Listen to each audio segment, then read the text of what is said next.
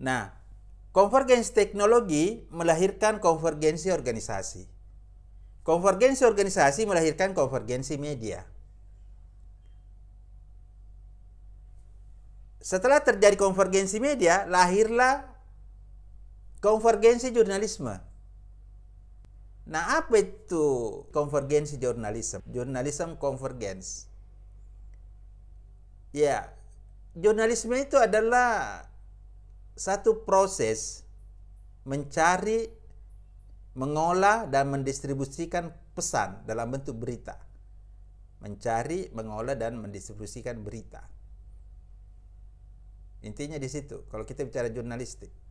Artinya, seorang jurnalis punya kemampuan mencari, mengolah, dan mendistribusikan berita dalam beragam format, dalam beragam bentuk.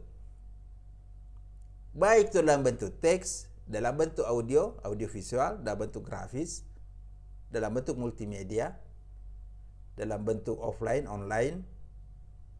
Jadi ini adalah satu cara baru di dalam mengelola pesan yang akan disampaikan kepada masyarakat. Bahwa dulu kalau wartawan surat kabar ya surat kabar, cuma kemampuan menulis. Ya. Nah, sekarang seorang wartawan bukan cuma punya kemampuan menulis. Dia juga harus punya kemampuan fotografi, punya kemampuan videografi, punya kemampuan editing. Dia harus punya kemampuan melakukan misalnya seminar dan video conference. Dia harus punya kemampuan mengelola berbagai aplikasi. Dia harus punya kemampuan memproses berbagai format data. Ini adalah convergence journalism. Convergence journalism itu adalah jurnalisme multi-platform, jurnalisme multi-teknologi, multi-organisasi, multimedia. Kira-kira itu intinya. Kalau kita bicara convergence journalism. Seorang wartawan, seorang jurnalis dalam era convergence journalism itu harus memiliki multi skill, multi platform, bekerjanya multi platform. Misalnya seorang wartawan yang selama ini menulis berita, tiba-tiba ada satu narasumber yang minta diliput menggunakan videografi, maka dia harus punya kemampuan melakukan peliputan melalui video.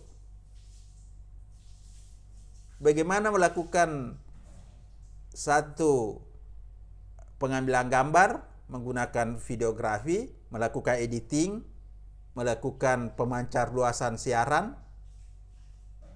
Ini kemampuan yang harus dimiliki oleh seorang jurnalis yang hidup pada era convergence. Jadi saudara sekalian, jurnalis-jurnalis era convergence itu punya skill yang lebih banyak berkaitan dengan teknologi yang berkembang sekarang, berkaitan dengan aplikasi yang berkembang sekarang, berkaitan dengan berbagai media, berbagai platform yang ada sekarang. Jadi, Bapak Ibu, ini adalah masa depan jurnalisme. Karena kita melihat tren sekarang, misalnya beberapa penerbitan cetak, ya, baik di Amerika maupun di Indonesia, itu banyak sekali yang sudah tutup dan pindah ke platform digital. Nah, jadi akhirnya nanti akan muncul media berbasis digital tapi tidak meninggalkan jurnalisme cetak, jurnalisme audio, jurnalisme video, maupun jurnalisme yang berbasis multimedia. Nah, ini yang menarik ya. Jadi Bapak Ibu, jurnalis masa depan itu harus punya skill yang mencakup semua aplikasi atau media yang digunakan saat ini. Bukan hanya cetak, tapi juga kemampuan audiografi, kemampuan fotografi, kemampuan videografi, kemampuan komputer, aplikasi, pengolahan data, dan sebagainya. Nah, ini sebenarnya menarik. Mengapa harus ada convergence journalism? Ya. Kenapa harus ada convergence journalism? Karena ini tuntutan dari halayak atau masyarakat. Di mana masyarakat sekarang sudah hidup dalam beragam teknologi. Sudah hidup dalam beragam media. Oleh karena itu, media atau organisasi yang bergerak di bidang pers atau perusahaan-perusahaan pers harus menangkap perubahan masyarakat ini. Karena ini berkaitan dengan konvergensi ekonomi. Konvergensi ekonomi ini tentu akan berkembang melalui konvergensi jurnalisme. Karena organisasi atau perusahaan itu nanti bisa mendapatkan banyak profit dari beragam sumber. Dari iklan, dari pembaca, dari kerjasama, dari monetisasi, ya, dari apalagi sponsor-sponsor. YouTuber juga sekarang endorse juga, dibayar. Masuk di media, dibayar juga. Padahal dia sudah punya media juga. Nah, ini semua cara-cara berpikir convergence. Nah, Bapak Ibu, ini tren yang perlu kita pahami sejalan dengan berkembangnya convergence journalism. Ada juga tren sekarang di mana halayak itu menjadi sumber pesan. Ya. Nah, sekarang ini kan hampir semua kita ini sudah menjadi sumber pesan, sudah menjadi jurnalis. Seperti saya misalnya punya channel YouTube, maka saya sebenarnya adalah seorang jurnalis. Ketika saya mengajar seperti ini, maka ini adalah informasi yang saya sampaikan bukan hanya untuk Anda, tapi untuk halayak. Jadi informasi ini bisa saya sampaikan melalui channel publik untuk juga bisa diterima oleh halayak umum. Jadi sekarang ini convergence jurnalis itu juga digunakan oleh dosen, oleh siapapun yang menggunakan media untuk menyebarkan informasi kepada halayak. Nah, ini adalah prospek jurnalisme konvergensi itu. Jadi Bapak Ibu, kita bisa menjadi jurnalis secara independen dengan memanfaatkan berbagai platform sekarang. Kita mau menjadi wartawan surat kabar, kita membuat blog gratisan. Itu ada banyak. Kita mau membuat radio, channel radio ada khusus juga untuk podcast. Kita mau membuat channel TV ada. Nah, sekarang apa yang menjadi problem bagi kita untuk menjadi seorang pengelola media, menjadi seorang jurnalis? Di sini sebenarnya prospeknya ini convergence jurnalis. Oke? Jangan dipikir masyarakat yang akan terjun sebagai jurnalis itu adalah orang-orang yang latar belakang komunikasi. Saat ini siapapun bisa memproduksi konten. Kenapa? Karena media itu sudah ada di genggaman kita dan aplikasi itu sudah banyak sekali yang bisa digunakan. Dengan jaringan internet kita bisa menyebarkan informasi detik ini juga ke seluruh penjuru dunia.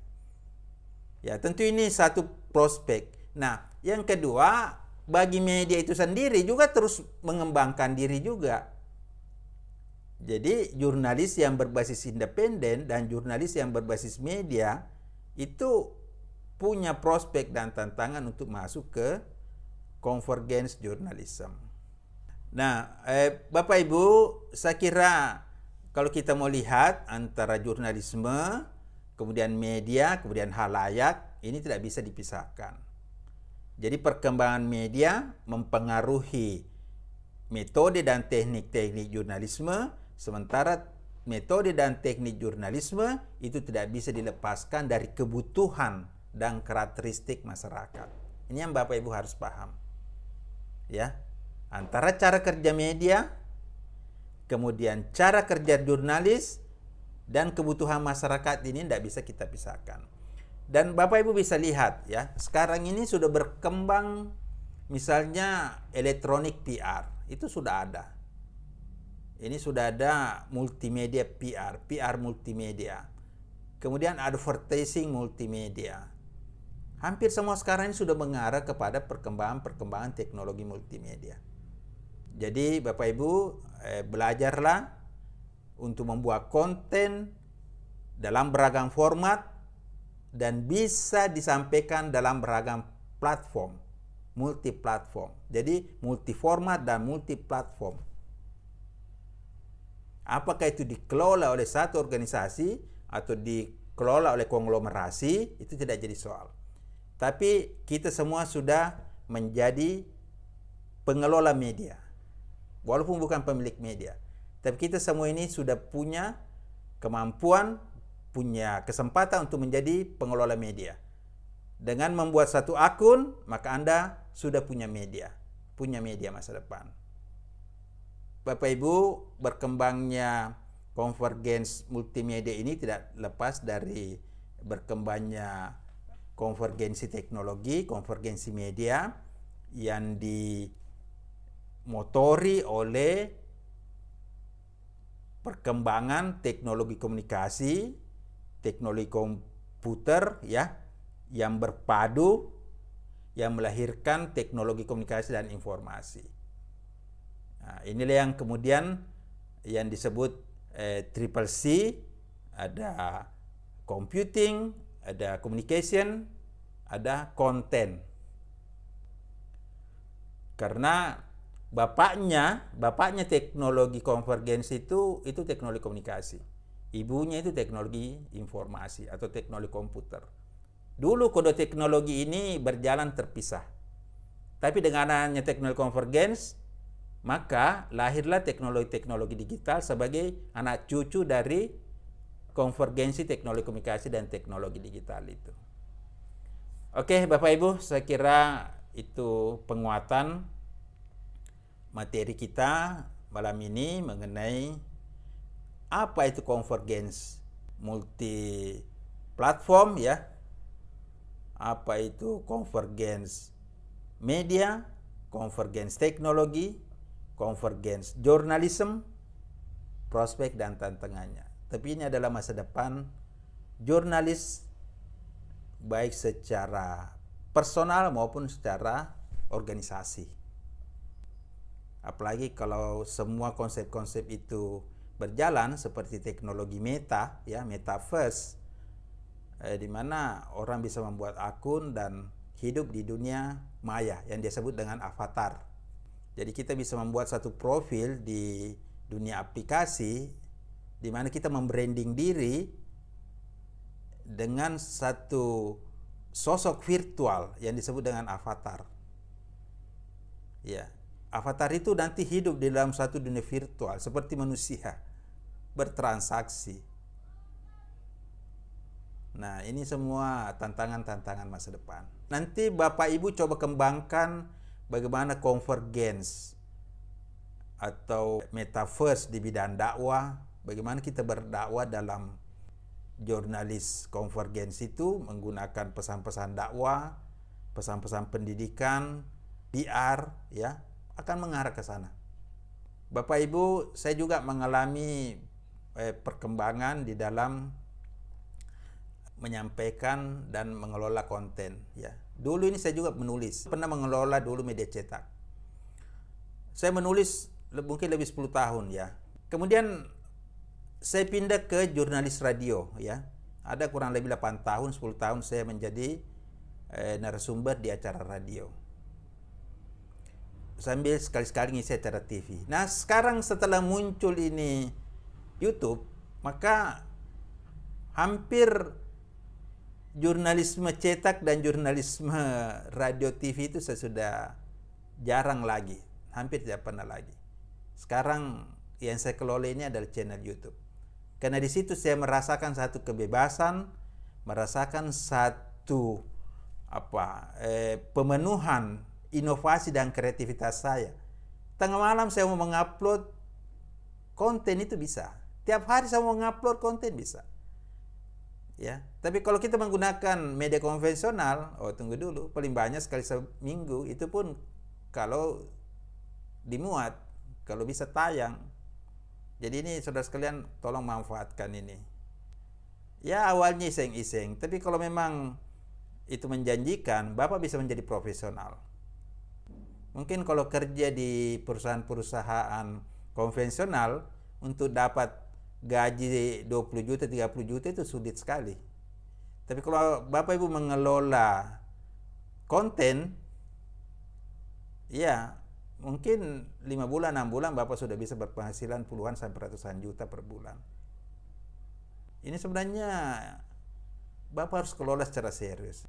Mengembangkan pikiran-pikiran kita ke depan.